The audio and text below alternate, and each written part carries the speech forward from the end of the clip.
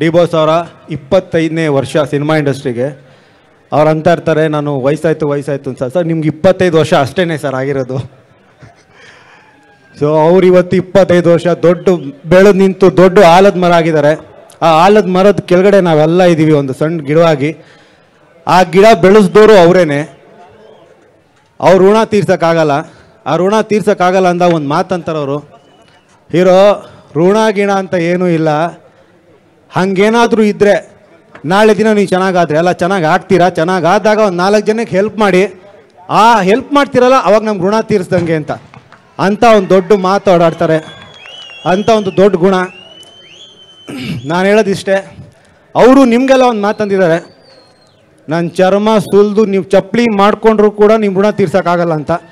ಅದೇ ಮಾತು ನಾನು ನಿಮ್ಗೆ ಹೇಳ್ತೀನಿ ಸರ್, ನನ್ನ ಚರ್ಮ ಸುಲಿದು ನಿಮ್ಮ ಚಪ್ಪಲಿ ಮಾಡಿಕೊಂಡು ನಿಮ್ಮ ಋಣ ತೀರ್ಸೋಕ್ಕಾಗಲ್ಲ.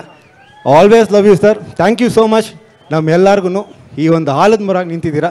Thank you so much sir. Thank you. ಈಗ ನಮ್ಮ ಕೀರ್ತಿರಾಜ್, ಧರ್ಮ ಕೀರ್ತಿರಾಜ್ ಅವರು ಒಂದೆರಡು ಮಾತು. ಎಲ್ರಿಗೂ ನಮಸ್ಕಾರ. ಮೊದಲನೇದಾಗಿ ದರ್ಶನ್ ಸರು, ನನ್ನ ಪ್ರೀತಿಯ ಡಿ ಬಾಸು, 25 ವರ್ಷ ಕನ್ನಡ ಚಿತ್ರರಂಗದಲ್ಲಿ ಒಂದು ಅದ್ಭುತವಾದ ಕೊಡುಗೆನ ಕೊಟ್ಟಿದ್ದಾರೆ. And congratulation sir. ಹಾಗೂ ಇವತ್ತು ನಾನು ಈ ವೇದಿಕೆ ಮೇಲೆ ನಿಂತ್ಕೊಂಡು ಮಾತಾಡಬೇಕಂದ್ರೆ ಮುಖ್ಯ ಕಾರಣ ನಮ್ಮ ಪ್ರೀತಿಯ ಡಿ ಬಾಸ್ ದರ್ಶನ್ ಸರ್. ಯಾಕಂದರೆ ನವಗ್ರಹ ಚಿತ್ರದಲ್ಲಿ ನಂಗೆ ಒಂದು ಅವಕಾಶ ಕೊಟ್ಟು ಕಣ್ಸಲಿಗೆ ಒಂದು ಹಾಡು, ಅದು ಆ್ಯಕ್ಚುಲಿ ಸಿನಿಮಾ ಶೂಟಿಂಗ್ ಟೈಮಲ್ಲಿ ಪ್ಲ್ಯಾನ್ ಮಾಡಿದಾಗ ಸಾಂಗು ದರ್ಶನ್ ಸರ್ಗೂ ಇರ್ಬೋದಿತ್ತು. ಬಟ್ ಅವರು ಇಲ್ಲ, ಬೇಡ, ಇದು ಧರ್ಮನ್ಗೆ ಇರಲಿ, ಅವ್ನ ಮೊದಲನೇ ಸಿನಿಮಾ ಇದು, ಒಳ್ಳೇದಾಗಲಿ ಅಂತ ಅವ್ರು ಆ ಸಾಂಗ್ ಕೊಟ್ಟಿದ್ದಾರೆ. ಅದಕ್ಕೆ ಯಾವತ್ತೂ ನಾನು ಸಾಯೋವರೆಗೂ ಚಿರಋಣಿಯಾಗಿರ್ತೀನಿ.